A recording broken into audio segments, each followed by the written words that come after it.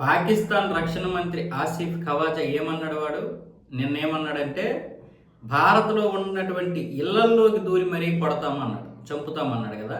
వాడు ఇప్పుడేమంటున్నాడంటే ఇస్లామాబాద్ నుంచి కలకత్తా వరకు కొడతామంటున్నాడు. అంటే ఇస్లామాబాద్ నుంచి కలకత్తాని కూడా కొట్టగలడంట వాడు.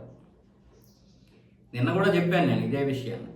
వాడి యొక్క బలము దేశంలో లేదు, అంటే వాడి దేశంలో లేదు, మన దేశంలో ఉంది. వాడు కలకత్తాను కూడా కొట్టగలడు వాడు. ఎందుకంటే కలకత్తా కాళీమాత దేవాలయంలో నమాజ్ చేయించినటువంటి ప్రభుత్వం అక్కడ ఉంది. వాడు ఇదే మాట కాంగ్రెస్ ఉన్నప్పుడు చెప్పగలడా? చెప్పడం. ఎందుకంటే వాడికి కొట్టాల్సిన అవసరం లేదు. అప్పుడు భారత్ని కొడితే ఇంకా వాడికి ఏముంటుంది? భారత్ నుంచి రావాల్సినటువంటి ఆదాయం పోద్ది. ఇప్పుడు కలకత్తాని ఎందుకు కొడతాడు అంటే మమతా బేగం ఉంది కాబట్టి కలకత్తాని కొడతాడు. ఇప్పుడు పాకిస్తాన్ మాట్లాడినటువంటి మాటలకి ఆవిడ వ్యతిరేకంగా మాట్లాడచ్చు, మాట్లాడకపోవచ్చు, పట్టించుకోకపోవచ్చు ఆవిడ. కానీ ఇప్పుడు వాడు ఎందుకు అలా మాట్లాడుతున్నాడు అంటే అక్కడ వాడి బలం ఉంది కాబట్టి. అది కేరళ గురించి మాట్లాడతాడు, కశ్మీర్ గురించి మాట్లాడతాడు, పశ్చిమ బెంగాల్ గురించి మాట్లాడగలడు, జార్ఖండ్ గురించి మాట్లాడతాడు. ఎందుకంటే వాడి బలం. తెలంగాణ, కర్ణాటక వాడి బలం.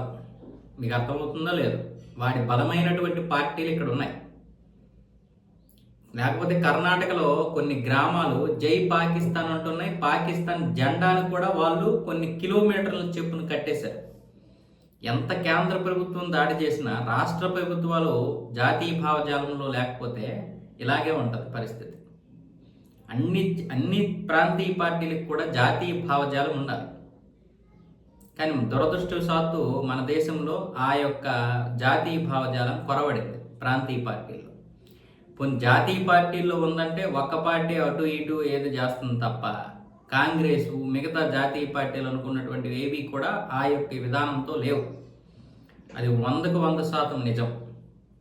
కాబట్టి అలాంటి వాడు ఇస్లామాబాద్లో కూర్చొని మాట్లాడతాడు. వాడు సియాల్కోట్, వాడి సొంత ప్రాంతమైనటువంటి సియాల్కోట్లో నిన్న మాట్లాడుతూ ఈ విషయాలు చెప్తున్నాడు. మేము కలకత్తాను కూడా కొడతాము భారత్ మా మీద దాడి చేస్తే అని. అసలు నువ్వు కలకత్తాను కొట్టడం తర్వాత సంగతి.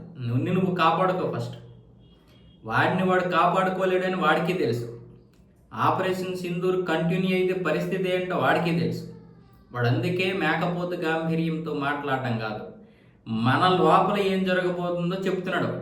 మీరు మమ్మల్ని కొడితే మేము మిమ్మల్ని కొట్టలేము, కానీ మీ దేశంలో ఉన్నటువంటి మా యొక్క ప్రేమికులు ఉన్నారు కదా వాళ్ళతో కొట్టిస్తాం అంటున్నాడు. అది దాని అర్థం.